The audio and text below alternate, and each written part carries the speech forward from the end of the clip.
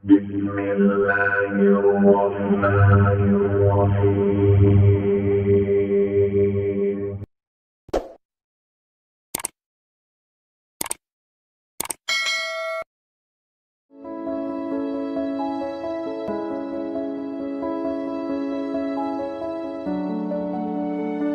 Ketika Allah Subhanahu wa taala bercerita tentang kiamat,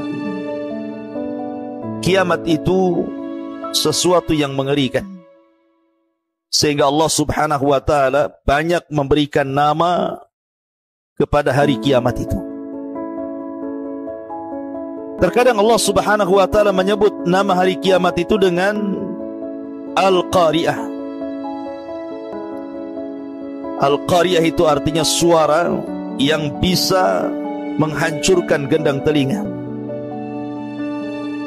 Terkadang Allah Subhanahu wa taala menyebutnya dengan Al-Yaumul Akhir, karena memang mengakhiri seluruh kehidupan dunia. Terkadang Allah Subhanahu wa taala menyebutnya dengan Yaumul Ba'thi, hari kebangkitan. Karena pada sangkakala yang kedua manusia dibangkitkan. Terkadang Allah Subhanahu wa taala menyebutnya Yaumul Khuruj, karena manusia akan keluar dari kubur-kubur mereka. Terkadang Allah Subhanahu wa taala menyebutnya Yaumuddin, hari pembalasan, Maliki Yaumiddin, karena memang setelah kematian ada balasan. Terkadang Allah Subhanahu wa taala menyebutnya As-Sakhah. Sakhah itu artinya teriakan yang sangat keras sekali, yang bisa memecahkan gendang-gendang telinga dan menakutkan jiwa. Terkadang Allah menyebutnya dengan kalimat At-Tammatul Kubra. At-Tammatul Kubra. Terkadang menyebutnya dengan Al-Ghashiyah, makanya ada surat namanya Al-Ghashiyah. Terkadang disebut Yaumul Hisab, Al-Waqi'ah, kemudian Yaumul Wa'id, Yaumul Jam'i, Al-Haqqah, Yaumut Talaq, Yaumut Tanad, dan banyak lagi istilah-istilah, nama-nama yang semakna, yang menunjukkan bahwa nama-nama itu menunjukkan adanya kiamat. Dan orang Arab ketika memberi satu peristiwa dengan banyak nama menunjukkan peristiwa itu maha dahsyat. Baik. Kapan terjadi kiamat? Terjadinya kiamat itu kalau seluruh tanda-tanda kiamat Allah munculkan. Di sana ada tanda-tanda kiamat kecil, ada tanda-tanda kiamat besar. Kalau tanda-tanda kiamat kecil itu kadang muncul, kadang tenggelam. Tetapi kiamat besar kalau sekali muncul tidak mungkin dihentikan. Akan terus seperti itu, ganti ini, hilang ini, ganti itu, hilang itu, ganti yang lain. Pamannya turunnya khurujud Dajjal, munculnya Dajjal. Dajjal belum mati, Isa sudah turun. Kemudian Isa membunuh Dajjal. Isa belum meninggal, keluar Ya'juj dan Ma'juj. Kemudian Ya'juj dan Ma'juj dibinasakan oleh Allah Subhanahu wa taala. Kemudian ketika Isa bin Maryam meninggal dunia, muncul dukhan, asap tebal di langit. Setelah dukhan, matahari terbit dari arah barat. 3 hari matahari terbit dari arah barat, tiba-tiba kemudian muncul lagi dabatun minal ar, binatang bumi yang melata yang bisa bicara. Kemudian setelah itu muncul gempa dari arah timur, dari arah barat, dari jazirah Arab, sampai kepada api yang keluar dari Adan menggiring manusia menuju Syam. Disitulah kiamat dibangkitkan. Dan kiamat dibangkitkan itu dimulai dengan suara Israfil meniup trompetnya, sangkakalanya. Ada yang mengatakan bahwa Israfil meniup sangkakala itu 3 kali. Tiupan kejutan yang pertama, tiupan kematian yang kedua, dan tiupan kebangkitan yang ketiga. Tapi pendapat yang kuat wallahu alam bahwa tiupan itu cuma 2 kali. Tiupan pertama tiupan kejutan dan kematian, tiupan kedua tiupan kebangkitan. Lah ketika Israfil meniupkan trompet itu, maka yang pertama kali meninggal adalah orang yang sedang memperbaiki tempat minum unta. Tiba-tiba pingsan kemudian mati. Kemudian disusul orang-orang yang di jalan-jalan, di pasar-pasar, di rumah-rumah. Kemudian disusul dengan bangsa jin, bahkan para malaikat. Semua akan diwafatkan Allah Subhanahu wa ta'ala pada tiupan yang pertama. Lah setelah tiupan yang pertama ada namanya tiupan yang kedua, nafkhatus tsaniyah. Berapa jaraknya antara tiupan pertama ke yang kedua? Hadis Abu Hurairah radhiyallahu an mengatakan bahwa jarak tiupan pertama ke kedua itu 40. Tanpa menyebutkan 40 harikah, 40 bulankah, 40 tahunkah, wallahu a'lam. Tapi dari tiupan pertama ke tiupan kedua itulah terjadi kehancuran alam semesta, di mana Allah Subhanahu wa ta'ala menggempakan bumi. Idza zulzilatil ardu zilzalaha. Apabila bumi Allah gempakan. Di tengah-tengah dua tiupan itu Allah Subhanahu wa ta'ala meluapkan air lautan ke daratan. Wa idzal biharu sujjirat. Ketika kemudian lautan itu dinyalakan, kemudian ditumpahkan ke daratan seperti tsunami. Kemudian di antara dua tiupan itu Allah Subhanahu wa ta'ala gulung langit. Allah jatuhkan bintang-bintang. Wa idzan nujumun tasharat. Kemudian Allah Subhanahu wa ta'ala hancurkan gunung, bukit, lembah, sehingga alam semesta betul-betul hancur sehancur-hancurnya. Ketika itu tidak ada manusia, tidak ada jin, tidak ada malaikat. Di sini Allah Subhanahu wa ta'ala berfirman, limanil mulkul yaum. Limanil mulkul yaum. Kalian tahu kekuasaan ini milik siapa? Tidak ada yang jawab. Karena tidak ada makhluk yang berakal yang hidup. Maka Allah jawab sendiri, lillahil wahidil qahar. Kekuasaan itu milik yang satu, yang maha perkasa, Allah Subhanahu wa ta'ala. Bayangkan ikhwatu fiddin, manusia yang sekarang hidup di permukaan bumi, anggaplah 7-8 miliar satu dunia itu. Tetapi makhluk yang sudah dikubur, manusia yang sudah dikubur sejak Adam sampai hari ini, jumlahnya bukan miliaran lagi, bisa triliunan. Artinya orang yang dikubur itu jauh lebih banyak jumlahnya dibandingkan orang yang hidup hari ini. Saat tiupan yang pertama, yang akan merasakan hanyalah orang-orang kafir. Orang yang beriman tidak akan merasakan tiupan yang pertama. Karena sebelum Allah Subhanahu wa ta'ala merintahkan Israfil untuk meniup moncong itu, moncong sangkakala itu, maka orang-orang yang beriman walaupun punya iman hanya sebiji zarah, diwafatkan dengan dikirim angin yang sangat dingin menyentuh ketiak-ketiak orang-orang ini, kemudian Allah wafatkan. Sehingga tidak ada yang hidup kecuali orang yang paling buruk dari orang-orang kafir. Disitulah Rasul mengatakan, la taqumus sa'ah illa ala syiraril khalqi. Tidak mungkin tegak hari kiamat kecuali ditimpakan kepada manusia yang paling buruk dari orang-orang kafir. Artinya tiupan pertama tidak mungkin dirasakan orang yang beriman, karena orang yang beriman sudah meninggal semua. Tetapi tiupan yang kedua, baru akan dirasakan semua orang. Mau mukminnya, mau kafirnya, mau munafiknya, semua akan merasakan. Mau mulai orang hidup di zaman Nabi Adam sampai yang terakhir mati, semua akan merasakan tiupan yang kedua. Karena tiupan yang kedua itu disebut tiupan kebangkitan. Karena manusia akan dibangkitkan, akan keluar dari kubur-kubur mereka. Ustadz, bagaimana orang yang dikubur itu kan sudah dagingnya pun tidak ada, terkadang tulang belulangnya sudah hancur, apalagi sudah berabad-abad yang silam. Bagaimana Allah Subhanahu wa ta'ala membangkitkan mereka? Dari mana Allah bangkitkan mereka? Allah bangkitkan mereka dari tulang ekor. Setiap manusia itu punya tulang ekor. Tulang ekor tidak akan dihancurkan. Dari situ Allah bangkitkan manusia, dari tulang ekornya itu.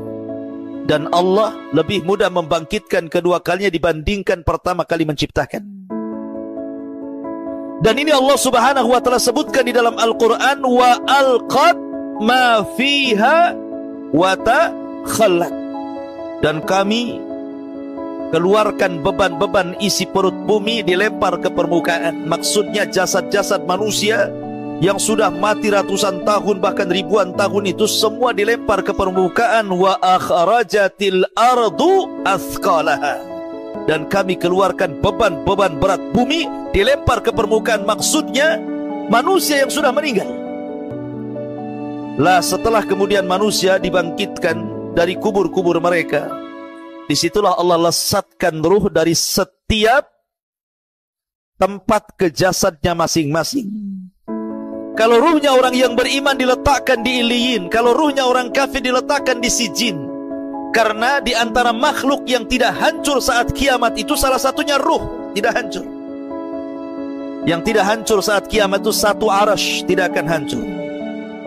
Kemudian lauhil mahfud tidak akan hancur. Kemudian kursi tidak akan hancur. Kemudian ruh tidak akan hancur. Kemudian tulang ekor manusia tidak akan hancur. Ini perkara-perkara yang tidak akan hancur saat kiamat. Lah di mana ruh saat terjadi kiamat?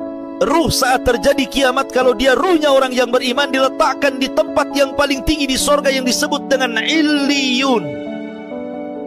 Adapun ruhnya orang kafir saat kiamat diletakkan di Sijin, di dasar bumi yang paling dalam, tempat yang paling buruk. Disitulah ruhnya orang-orang kafir. Jadi ketika manusia itu dikeluarkan dari kuburan-kuburan mereka setelah trompet yang kedua, maka Allah firmankan, wa idzan nufusu zuwizat. Apabila nufus, jiwa-jiwa itu disatukan kembali dengan jasadnya, maka ruh melesat kemana-mana dan tidak tertukar. Gak mungkin ruhnya si anu tertukar dengan ruhnya si anu, tidak. Ma'asyiral muslimin yang dimuliakan Allah Azza wa Jalla, ketika itulah ikhwan, manusia dibangkitkan oleh Allah Azza wa Jalla. Manusia dibangkitkan itu ikhwan, itu terbagi menjadi dua kelompok. Dan itu disebutkan dalam surah Yasin. Kelompok yang pertama, kelompok orang-orang kafir, munafik, maka mereka akan mengatakan, ya wailana man ba'athana mim marqadina. Duhai celaka kami, siapa yang membangunkan kami dari tidur-tidur kami ini? Kelompok yang kedua yang merasa senang ketika dibangkitkan, mereka mengatakan, hadza ma wa'adar rahman wa sadaqal mursalun. Inilah janji Allah Subhanahu wa taala kepada kita dan benarlah ucapan para rasul itu. Maka di sini manusia akan menjadi dua kelompok. Adapun orang-orang yang beriman, maka mereka difirmankan Allah Subhanahu wa taala, walladzina amanu wattaba'athum dzurriyyatuhum biimanin alhaqna bihim dzurriyyatuhum. Dan orang-orang yang beriman kemudian diikuti keimanannya dengan keluarganya, maka mereka akan dikumpulkan di situ. Mereka tenang. Tetapi ada orang-orang yang mereka tidak beriman, apa yang terjadi? Yauma yafirrul mar'u min akhi wa ummihi wa abi wa sahibatihi wa bani likulli imri'in yauma idzin sya'nun yughni. Ada orang yang lari dari saudaranya, dari kawannya, lari anak dari orang tuanya, lari seseorang dari pasangan dan juga anak-anaknya, lari ke sana kemari, tidak ada tujuan. Karena ketika itu fala ansaba bainahum, tidak ada lagi nasab di antara mereka. Jadi orang itu sibuk sendiri-sendiri. Mereka lari ke barat, ke timur, ke utara, ke selatan, bingung mereka mau kemana. Karena ketika itu Allah Subhanahu wa taala menjadikan bumi yang antum pijak hari ini, yang isinya banyak gedungnya, banyak rumahnya, banyak hutannya, banyak bukitnya, banyak lembahnya, banyak gunungnya, Allah Subhanahu wa taala nanti akan merubah bumi yang kita pijak dengan bumi yang baru. Yauma tubaddalul ardu ghairal ardi. pada hari di mana bumi akan diganti dengan bumi yang baru. Maksudnya bumi yang baru itu, sekarang bentuk bumi itu membulat seperti telur bulat. Maka bumi yang bulat ini akan Allah hancurkan, kemudian akan Allah buat rata, ya, sehingga tidak ada yang meninggi, tidak ada yang merendah, tidak ada gunung, tidak ada bukit, tidak ada lembah, semua rata dan warnanya putih seperti tepung, karena tidak ada orang bermaksiat di situ. Itulah yang disebut dengan padang mahsyar. Disitulah manusia dibangkitkan. Dan ketika di dunia manusia itu ada hubungan dengan bumi, antum saya ini ada hubungan dengan bumi yang disebut dengan gravitasi bumi. Makanya orang kalau keluar angkasa bisa terbang. Kenapa? Karena sudah tidak ada gravitasi lagi. Tapi di akhirat sudah tidak ada lagi gravitasi, karena hubungan manusia dengan bumi selesai. Bumi sudah dihancurkan dan diganti dengan bumi yang baru. Sehingga kondisi manusia Allah kondisikan seperti dua binatang. Pertama laron, antum tahu laron? Yang kedua al-jarad. Jarad itu artinya belalang. Laron itu berbeda dengan belalang. Kalau ada listrik nyala seperti ini, kemudian musim hujan, biasanya orang yang tinggal di pesawahan, nanti datang laron terbang itu. Kemana? Menuju cahaya. Lihat cara terbang laron itu. Laron kalau terbang gak ada aturannya. Dia tabrak kawannya, dia senggol kawannya, akhirnya putus sayapnya, besoknya udah berserak-serak di bawah. Kenapa?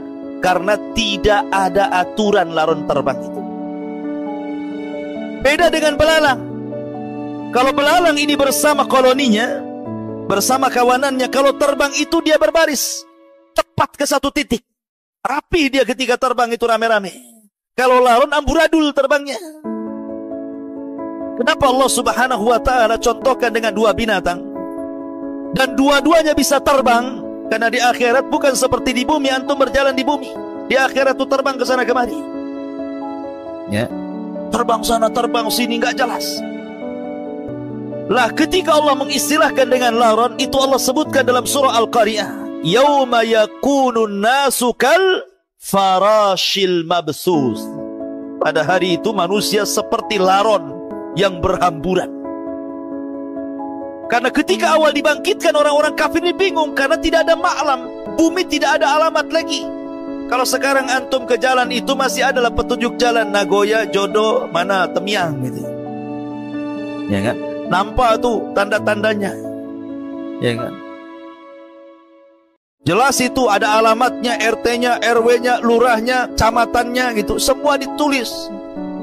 Tetapi di akhirat itu, di padang mahsyar, tidak ada ma'lam, tidak ada alamat, tidak ada penunjuk jalan. Karena sudah tidak ada gedung, tidak ada rumah, tidak ada gunung, tidak ada hutan. Semua rata, tanah rata. Oh kemana? Sudah tidak tahu lagi di mana kapling dia tuh. Jabal Uhud pun tak tahu di mana lagi. Ya, karena sudah rata semuanya. Ya. Tidak ada ma'lam, tidak ada alamat. Makanya mereka bingung mau harus pergi kemana. Akhirnya mereka yang dari timur ke selatan, yang dari selatan ke utara, yang dari utara ke barat, pokoknya seperti orang linglung. Lah itulah yang kemudian Allah sebut kal ihnil manfush, seperti laron yang berterbangan berhamburan, tidak jelas harus kemana. Bingung. Dan mereka dibangkitkan khufatan uratan ghurlan buhman. Pertama tidak beralas kaki, kembali tidak dikhitan, telanjang bulat, dan tidak ada bawa harta di badan. Betul-betul miskin semuanya. Nahnu fuqara ilallah. Kita ini miskin di hadapan Allah Azza wa Jalla. Baru setelah kemudian manusia kesana kemari nggak jelas gitu ya. Baru ada panggilan disebutkan dalam surah Toha. Ketika ada panggilan, barulah kemudian manusia dari mana-mana akan tertuju kepada satu panggilan itu. Disitulah Allah Subhanahu wa ta'ala kemudian ibaratkan dengan kal jaradil muntashir. Maka mereka seperti belalang. Karena belalang aturannya jelas terbangnya menuju satu titik. Ya. Maka akhirnya kemudian manusia berkumpul di satu tempat, lah disitulah disebut padang mahsyar. Manusia akan berdiri di situ. Berapa tahun? khamsina alfasana, 50.000 tahun. Yauma yakumun nasu li rabbil alamin. Manusia akan berdiri menghadap Rabb alamin. Apakah 50.000 tahun itu berlaku kepada seluruh manusia? Tidak. Ini hanya berlaku kepada orang-orang kafir saja. Karena orang-orang yang beriman, ada yang keluar dari kubur dibangkitkan direct masuk surga. Tidak ada hisab, tidak ada adab. Seperti Rasulullah SAW menggambarkan 70.000 orang yang masuk surga tanpa hisab dan adab. Mereka orang yang tidak minta ruqyah, tidak minta dikai besi panas yang disulut gitu ya. Kemudian mereka tidak tatoyur dan mereka senantiasa bertawakal kepada Allah Azza wa Jalla. Ini langsung direct masuk surga, tidak ada hisab, tidak ada adab. Ataupun para syuhada, yadkhulunal jannah bighairi hisab, masuk ke dalam surga tanpa hisab. Ada orang-orang itu yang direct masuk surga, nggak ada hisab, nggak ada adab, sehingga mereka tidak harus kemudian tinggal di padang mahsyar bertahun-tahun lamanya. Tapi ada juga yang dihisab dengan hisab yang sulit, ya agak lama. Ada juga hisab yang mudah, ya agak cepat. Pokoknya tergantung amalannya di bumi. Karena kehidupan akhirat itu yang menentukan kebahagiaan ketika sekarang ini kita hidup di bumi. Faman ya'mal mithqala dzarratin khairan yara wa man ya'mal mithqala dzarratin syarran yara. Ma'asyiral muslimin wal muslimat rahimani wa rahimakumullah. Lah ketika manusia berkumpul di padang mahsyar, apa yang terjadi? Allah Subhanahu wa taala akan datang menemui mereka. Wa jaa'a rabbuka wal malaku saffan saffa. Maka Rabbmu akan datang sementara malaikat berbaris-baris bersaf-saf itu. Lah ketika itu Allah Subhanahu wa taala memanggil makhluk yang disebut dengan Jahannam. Waji'a bi Jahannam yauma idzin yatadzakkarul insan anna lahu dzikra. Didatangkan neraka Jahannam. Jahannam ini memiliki 70.000 tali kekang. Dan setiap satu tali kekang dipegang oleh 70.000 malaikat. Anda bisa bayangkan, Jahannam ini ditarik memiliki 70.000 tali untuk nariknya itu. Sementara setiap tali itu ditarik oleh 70.000 malaikat. Besar sekali Jahannam itu. Ya. Kemudian ditampakkan di hadapan manusia. Ketika kemudian ditampakkan di hadapan manusia, disinilah manusia terbagi menjadi 3 kelompok. Kelompok yang pertama disebut kelompok Al-Muqarrabun. Kelompok Muqarrabun, orang-orang yang dekat dengan Allah Subhanahu wa taala. Maka mereka langsung diangkat oleh Allah Azza wa Jalla, dijauhkan dari Jahannam, kemudian diletakkan di bawah arsy Allah Subhanahu wa taala. Kemudian kelompok yang kedua yang disebut Ashabul Yamin diangkat juga, dijauhkan dari Jahannam sehingga Jahannam berawal di bawahnya. Tetapi ada kelompok yang disebut dengan zalimul nafsi. Mereka akan tetap berada di situ, dikitari dan dikelilingi oleh neraka Jahannam, naudzubillah. Mereka itulah yang akan merasakan hisab Allah Subhanahu wa taala. Lah ketika Jahannam itu sudah dibentang di hadapan manusia, disitulah Allah akan letakkan satu jembatan menuju sorga yang disebut dengan as-sirat. Makanya ulama akidah ketika memberikan makna sirat itu jisrun mamdudun fauqa jahannam, sebuah jembatan yang diletakkan di tengah-tengah Jahannam. Jadi kalau orang jatuh dari titian itu langsung nyemplung ke Jahannam, 70 tahun baru sampai ke dasarnya. Ma'asyiral muslimin yang dimuliakan Allah Azza wa Jalla, ketika itulah manusia akan ditanya 4 perkara. Nabi SAW bersabda, la tazulu qadama abdin hatta yus'al an arba, an umrihi fima afna, wa an shababihi fima ablah, wa an ilmihi fima amila fih, wa an malihi min aina iktasabahu wa fima anfaqahu. Sebelum kaki anak Adam bergeser untuk naik ke titian itu, maka belum lagi diangkat kakinya, ditanya 4 perkara. Pertama, umur, kemana kau habiskan? Kedua, masa muda, kemana kau lampiaskan? Ketiga, ilmu sudahkah kau amalkan? Keempat, harta dari mana kau dapat, kemana kau belanjakan? Semua akan ditanya. Ma'asyiral muslimin yang dimuliakan Allah Azza wa Jalla, di sinilah ada proses hisab yang cukup melelahkan, cukup panjang. Di antaranya manusia akan diterbangkan catatan-catatan amalnya. Ada catatan umum, setiap para nabi punya catatan dengan kaumnya. Dan ada catatan masing-masing, semana kita ini punya catatan sampai ada namanya hadis bitaqah. Orang membawa di hadapan Allah 99 catatan. Kata Allah, bentangkan catatanmu. Dibentangkan baru satu, rupanya kesalahannya catatannya sejauh mata memandang. Antum tahu kalau antum masuk ke sebuah minimarket, kemudian antum belanja semua satu minimarket itu, kemudian keluar struknya, kertasnya itu, belanjanya 1, 2, 3, sejauh mata memandang. Itulah amal buruknya. Ini detik ini, jam ini, hari ini saya berbuat ini. Ini detik ini, jam ini, tahun ini, semua sampai sejauh mata memandang, semua kesalahannya. Sehingga Allah mengatakan, periksa, adakah malaikat saya salah tulis? Dia mengatakan, tidak ya Rabb, semua ini betul. Kenapa? Karena nanti di akhirat itu salah satu keunggulannya, manusia akan dikembalikan hafalannya.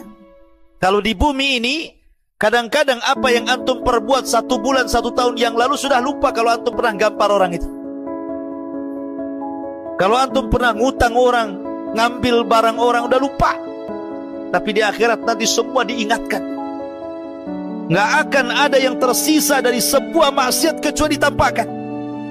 Ya, begitulah hisab. Adapun orang-orang ketika ini catatan itu diterbangkan, kemudian Allah menyuruh untuk mengambilnya. Ada orang-orang yang mengambil dengan tangan kanan, sehingga dengan bangganya dia mengatakan, ha umuqra'u kitabiyah. Lihat catatanku, baca. Karena dia senang, isinya pasti kebaikan. Ha umuqra'u kitabiyah. Tapi ada orang yang mengambil dengan tangan kirinya, maunya dilempar saja karena tahu dia isinya catatannya semua keburukan. Ada yang mengambil dengan tangan kiri, sebelah punggung susah diambil. Karena orang itu terbagi 3. Pertama, mukmin mengambil dengan tangan kanan, kafir dengan tangan kiri, munafik dengan tangan kiri di sebelah punggungnya. Begitulah manusia. Kemudian di sana juga nanti ada proses mizan, timbangan. Semua akan ditimbang. Dan timbangan itu menentukan kebaikan orang dan menentukan keburukan orang. Fa amma man thaqulat mawazinuhu fa huwa fi 'ishatir radiyah. Wa amma man khaffat mawazinu fa ummuhu hawiyah wa ma adraka ma hiya narun hamiyah. Jadi semua akan ditimbang itu. Baik badannya, baik catatannya, baik amalannya, semua akan ditimbang. Dan yang menentukan berat dan tidaknya timbangan itu bukan berat badan. Kalau berat badan yang gemuk, antum yang untung, yang kurus yang rugi. Alhamdulillah saya gemuk, insya Allah timbangan saya berat. Ya, di dunia, di akhirat belum tentu. Karena Abdullah bin Mas'ud, seorang sahabat Rasul, orangnya kurus kering, naik pohon kurma, datang angin, kemudian jubahnya tersingkap, nampak betis yang kecil, di mana daging dengan tulangnya nyatu karena saking kecilnya. Akhirnya para sahabat mentertawakan kedua betis Abdullah bin Mas'ud, sangat kecil. Kata Rasulullah, tadhaku, jangan ketawakan kedua betis Abdullah bin Mas'ud itu. Karena kedua betis itu kalau ditimbang di satu neraca, gunung Uhud di neraca satunya, maka 2 betis Abdullah bin Mas'ud jauh lebih berat dibandingkan gunung Uhud. Artinya bahwa yang menjadikan berat bukan badan, tetapi amalan dan catatan. Ya. Lalu apa yang bisa memberatkan timbangan, ikhwan? Banyak. Ya, salah satunya apa? Salah satunya zikrullah.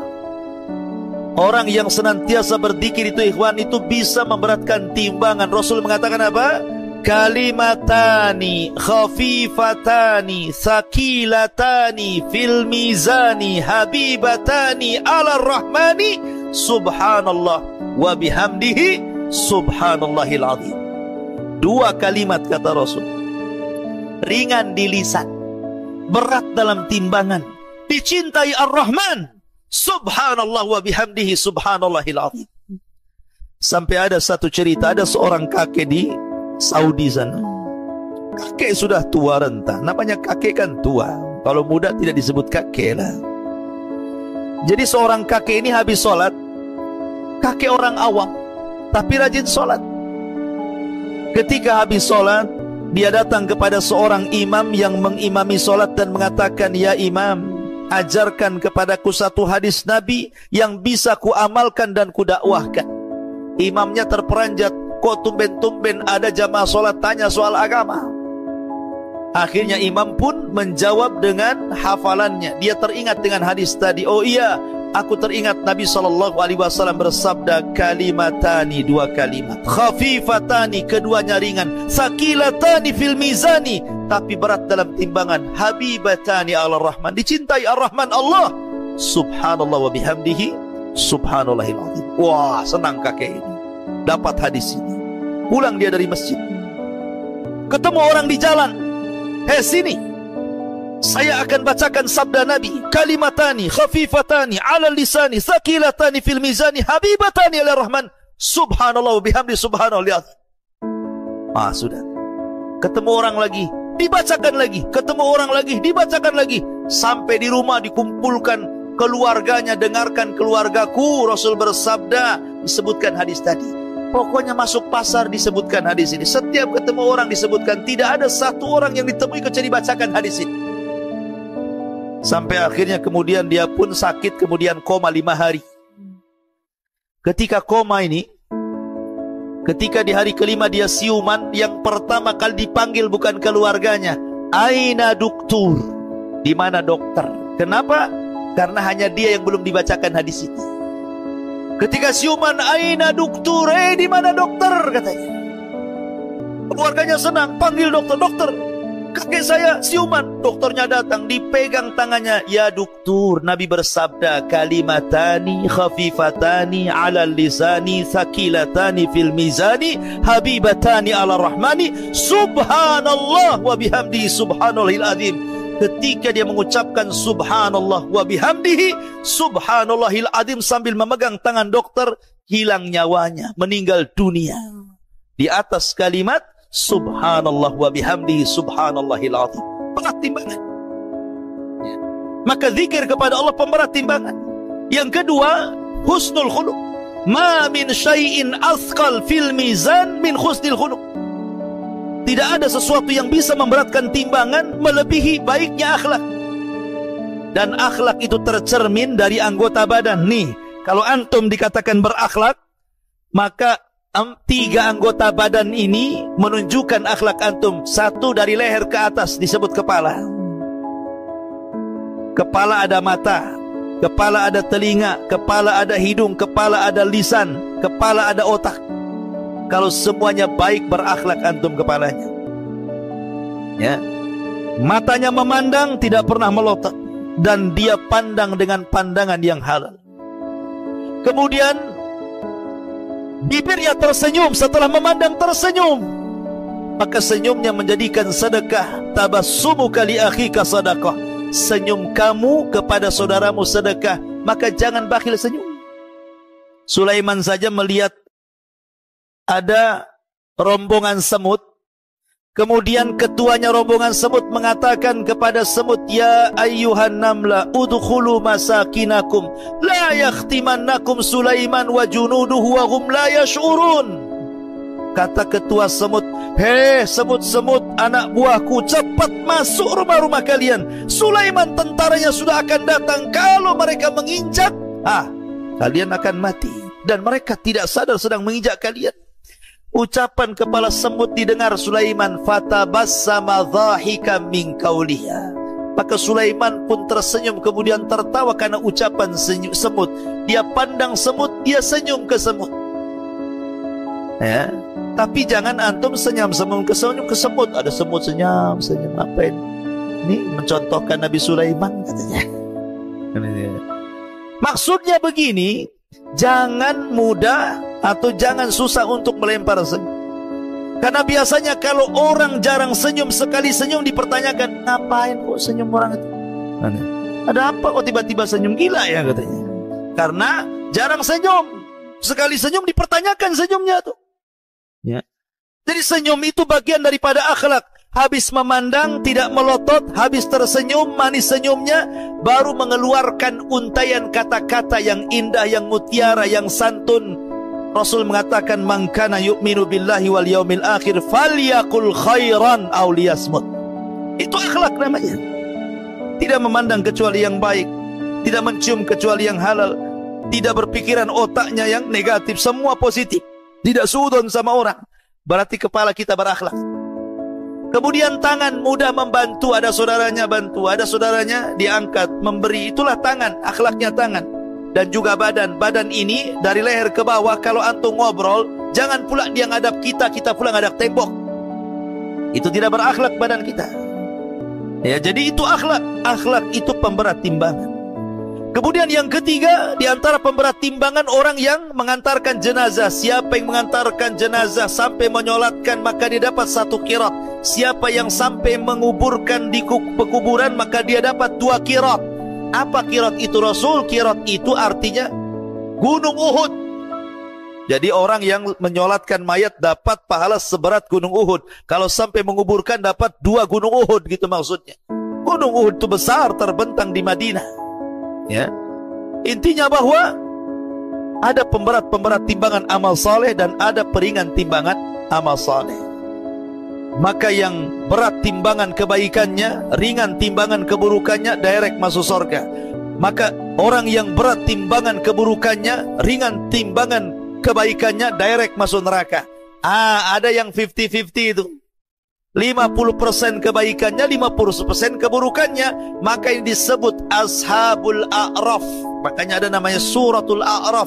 Orang yang 50-50. Mereka orang yang terakhir dihisab, tetapi ujung-ujungnya masuk surga karena syafaat.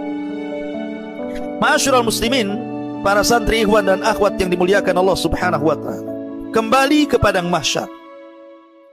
Ini proses hisab namanya. Jadi manusia itu, ikhwan, coba perhatikan, jangan ribut. Perhatikan dulu. Jangan ngadap sana, sini, ngadap sini.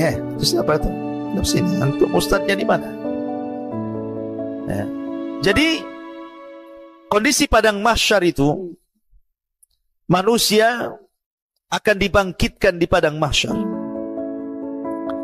Padang mahsyar ini, ikhwan, adalah padang yang sangat luas. Ketika manusia berdiri di padang mahsyar, apa yang terjadi? Matahari dan bulan itu yang disatukan oleh Allah akan diletakkan di atas kepala. Makanya saat kiamat yang tidak jatuh itu cuma matahari dan bulan. Semua bintang dan planet berjatuhan dan bertubrukan, dihancurkan, kecuali matahari dan bulan. Karena Allah mengatakan wajumi asyamsu wal qamar. Maka Allah akan kumpulkan matahari dan bulan jadi satu. Tidak dihancurkan. Karena akan dibawa kepada padang mahsyar dan akan diletakkan 1 mil di atas kepala. Disitulah keringat bercucuran. Saking banyaknya keringat, ada yang tenggelam 1 betis, ada yang tenggelam 1 pusar, ada yang tenggelam 1 dada, ada yang hampir tenggelam dengan kepala-kepalanya. Saking panasnya keringat terus bercucuran. Dan kondisi mereka tidak bisa duduk, tidak bisa baring. Mereka hanya bisa berdiri saja, tidak ada makanan, tidak ada minuman. Ketika itulah mereka bingung harus apa yang mereka lakukan. Sehingga mereka kemudian bertanya kepada orang-orang berakal di antara mereka. Setiap kaumnya, setiap zamannya, setiap masanya, berkumpullah orang-orang yang berakal itu. Kemudian mereka mengatakan, kenapa kita tidak datang kepada Nuh alaihi salatu wassalam? Cobalah kita minta syafaat. Rupanya mereka datang ke Nuh dan mengatakan, Nuh, awalnya kepada Nabi Adam dulu. Cobalah kita datang kepada Nabi Adam. Dia kan bapak kita, boleh jadi dia bisa menolong kita. Akhirnya datang dulu pertama kali ke Nabi Adam, mengatakan, ya Adam, engkau bapak kami. Allah ciptakan dengan kedua tangannya, Allah tiupkan rohnya langsung kepadamu. Malaikat sujud semua kepadamu. Tolonglah, lihat kami. Kami ini sudah kepanasan, lelah, letih. Minta kepada Allah agar engkau perantara syafaat bagi kami. Tapi Adam mengatakan, tidak bisa, aku pernah berbuat salah. Gara-gara makan buah larangan aku diusir dari sorga. Kau pergi kalian ke Nuh sana. Boleh jadi Nuh bisa menolong kalian. Nafsi, nafsi, kata Adam. Urus diri kalian, urus diri kalian. Datanglah ke Nuh. Nuh, kamu ini Rasul yang pertama. Nuh, kamu ini Rasul yang pertama. Tolonglah, lihat kondisi kami. Ya. Ala tara ila ma nahnu fihi. Ud'u ila rabbik. Tidakkah kau iba melihat kondisi kami? Berdoalah kepada Rabbmu ya Nuh, agar memberikan syafaatnya kepada kami. Tapi Nuh mengatakan, tidak, aku tidak bisa, karena aku pernah berdoa kehancuran kepada kaumku. Rabbi la tadhar alal ardi minal kafirin dayara. Nuh pernah mengatakan, ya Rabb, jangan kau sisakan satu jiwa orang kafir kecuali kau binasakan. Sebaiknya kau datang ke Ibrahim sana. Datang manusia ke Ibrahim alaihi salatu wassalam, abul anbiya. Ya Ibrahim, lihat kondisi kami. Berdoalah kepada Allah agar Allah memberikan syafaat kepada kami. Kata Ibrahim, aku tidak bisa, karena aku pernah berdusta 3 kali dusta. Pertama saat hijrah dengan Sarah ke Mesir. Dia katakan kepada Sarah, hei Sarah, jangan katakan kepada para prajurit raja, kalau kau istriku, katakan kau saudariku. Ini bohong yang pertama. Bohong yang kedua, ketika menghancurkan patung-patungnya, kemudian diletakkan di palunya di patung yang besar, ditanya Namrud, engkau yang melakukan ini wahai Ibrahim? Kata Ibrahim, enggak, yang melakukan itu yang paling besar. Bohong yang kedua. Bohong yang ketiga, Ibrahim diajak pesta oleh ayahnya ke pesta Namrud. Tapi Ibrahim tidak mau, sehingga dia mengatakan, ini sakim, aku lagi sakit, padahal tidak sakit. Maka itu bohong ketiga. Aku pernah bohong 3 kali. Sebaiknya kau datang kepada Musa. Datanglah manusia ke Musa, ya Musa, tolonglah kami, berdoalah kepada Rabbmu. Tidakkah kau melihat, tidak kau iba macam-macam? Kata Musa, aku tidak bisa, karena aku pernah membunuh masalahnya, walaupun tanpa sengaja. Ketika ada 2 orang anak muda, satu dari Bani Israel, satu dari kaum Fir'aun berkelahi. Kemudian anak muda dari Bani Israel mengatakan, ya Musa, ungsurni, tolong aku. Maka Musa pun menolong anak muda Bani Israel. Diserang sama kaum Kipti, ditangkis sama Musa. Tangkisannya membuat orang itu mati. Baru nangkis sudah mati. Bagaimana kalau nyerang tuh? Ya. Artinya Musa membunuh tidak sengaja. Aku tidak bisa pernah membunuh orang. Lebih baik datang kepada Isa. Datang semua kepada Isa. Isa tidak menyebutkan alasannya, tapi Isa mengatakan, sudah datanglah kepada Muhammad sallallahu alaihi wasallam. Datang mereka kepada Rasul sallallahu alaihi wasallam. Kata Rasul, analaha, kan ku coba. Maka Rasul akhirnya mencoba menghadap Allah, sujud di bawah arsy, lama sujudnya. Akhirnya Allah mengatakan, ya Muhammad, irfa' ra'sak, angkat kepalamu, qul tusma, sal tu'ta, ishfa' tushaffa, katakan kau didengar, minta kau diberi, mintalah syafaat, ku beri kau syafaat. Dari situlah Rasul satu-satunya Nabi yang memberikan syafaatul udma di padang mahsyar. Ya, ma'asyiral muslimin yang dimuliakan Allah Azza wa Jalla. Maka ketika itu manusia akan dikelompokkan dengan sesembahannya masing-masing. Yang nyembah akar akan dikelompokkan dengan para penyembah akar. Yang nyembah ular kubra akan dikumpulkan dengan para penyembah ular kubra.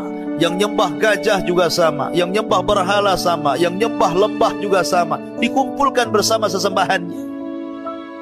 Dan ketika itu sesembahan yang merasa bisa menolong di dunia, Allah katakan, ini sesembahan kalian, mintalah tolong kalian kepada sesembahan kalian. Tidak bisa sesembahan itu menolong, karena mereka tidak mendatangkan manfaat, juga tidak bisa mencegah madarat. Ketika itulah mengatakan, wasiqal ladzina kafaru ila jahannama zumara. Allah giring orang-orang kafir masuk ke neraka jahannam. Sehingga ketika sudah tidak ada orang kafir lagi di padang mahsyar, karena orang kafir tidak sempat masuk ke titian, mereka sudah masuk ke neraka semua. Tinggal ada 2 kelompok, mukmin dan munafik. Disitulah mereka diuji untuk menyeberang sirat, titian itu. Maka seorang mukmin, Rasul yang pertama kali nyeberang, kemudian nunggu di ujung. Setiap ada umatnya lewat, Rasul berdoa, Allahumma salim salim, ya Allah, selamatkan umatku, selamatkan umatku. Ya kan? Ma'asyiral muslimin yang dimuliakan, sehingga ada yang menyeberang dengan cepat seperti kilat, tahu-tahu sudah di ujung. Ada yang seperti naik kuda balap, ada yang seperti pelari, ada yang seperti berjalan, ada yang merangkak-rangkak, macam-macam. Ada yang baru nyeberang kemudian nyemplung. Macam-macam orang.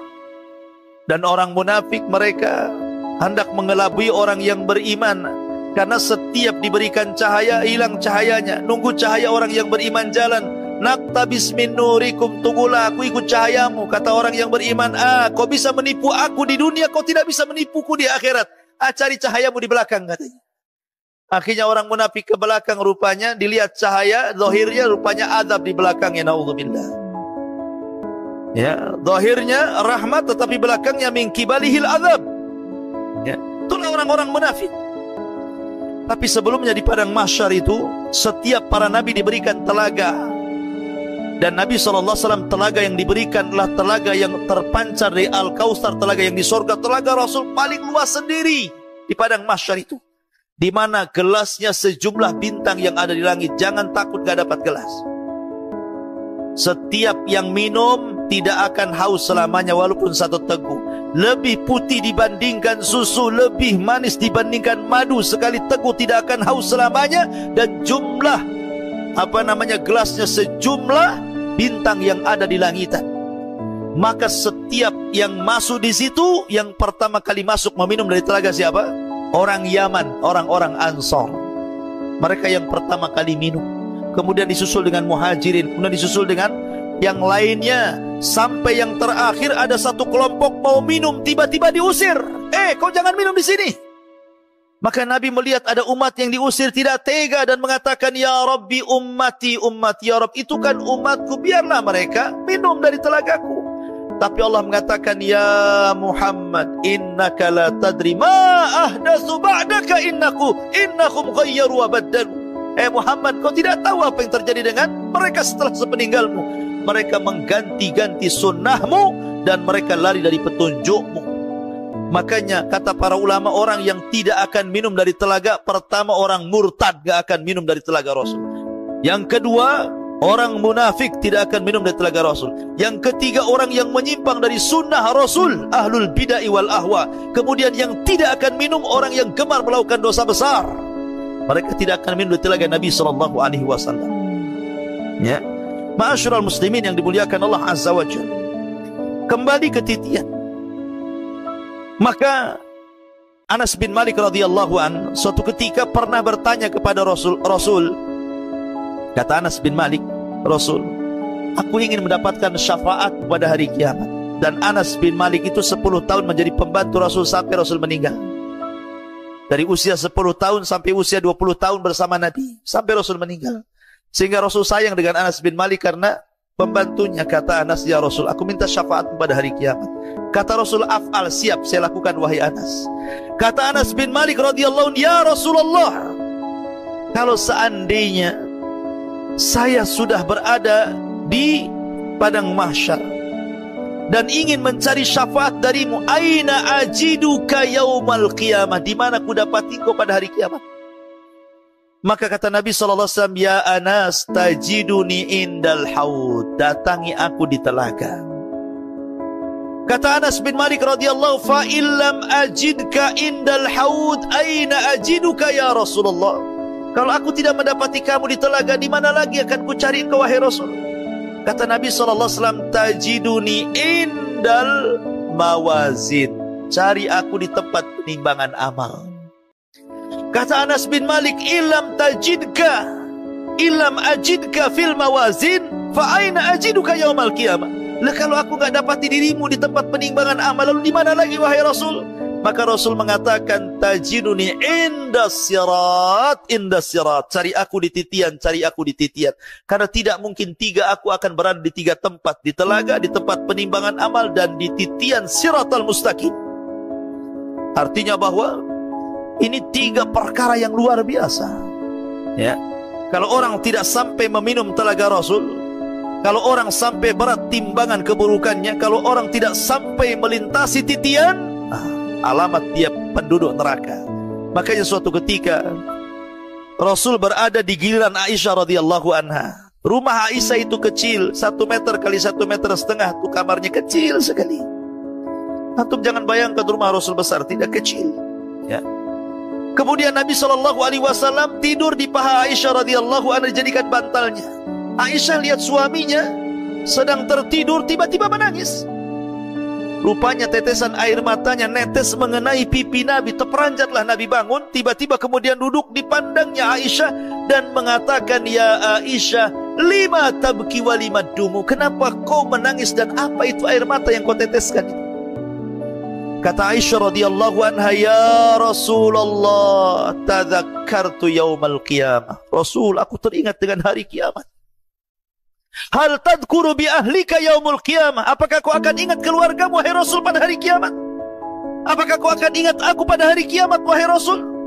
Kata Nabi SAW, amma fi thalathati mawatin fala yadhkur ahadun ahada.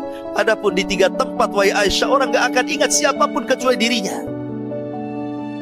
Kemudian Rasul mengatakan, inda sirat, ketika menyeberangi titian siratal mustaqim, orang gak akan ingat siapapun. Yang ingat bagaimana dia menyeberang, jangan sampai jatuh. Yang kedua, indal mawazin, ketika penimbangan amal, tidak akan ingat siapapun karena dia akan takut kalau seandainya amal keburukannya lebih berat dibandingkan amal kebaikannya. Dia teringat itu terus sehingga tidak ingat siapapun. Yang ketiga, inda tatayyur as-suhuf, ketika lembaran diterbang-terbangkan. Ketika itu dia berpikir, apakah tangan kananku yang mengambil ataukah tangan kiri? Ya, di 3 tempat kata Rasul, orang tidak akan ingat siapapun kecuali dirinya. Ya kan?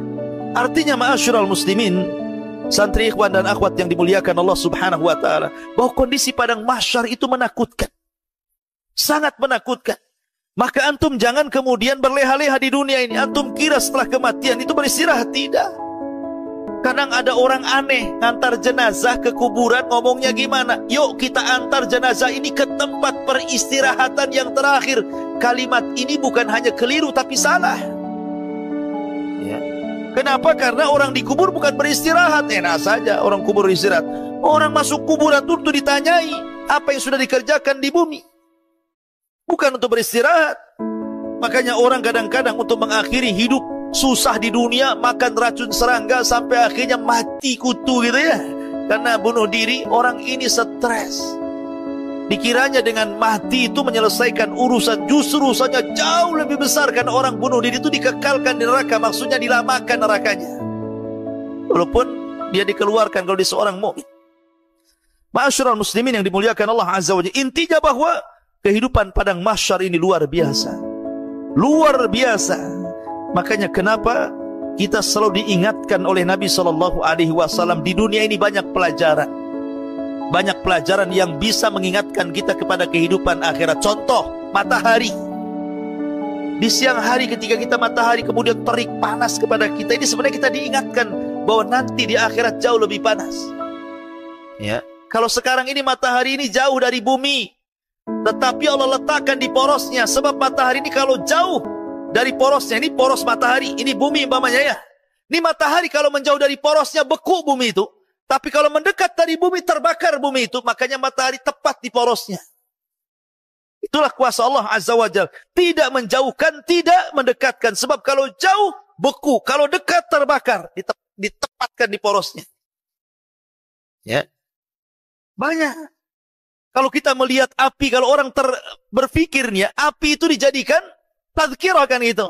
Allah mengatakan dalam Al-Quran itu, afara'aitumun naral lati turun a'antum ansya'tum syajarataha am nahnu munsyi'un nahnu ja'alnaha tazkiratan, kata Allah kan. Tidakkah kau lihat api yang menyala kalau ada kebakaran? Ya, tidakkah kau perhatikan api-api yang menyala itu? Apakah kami yang menghidupkan atau kalian?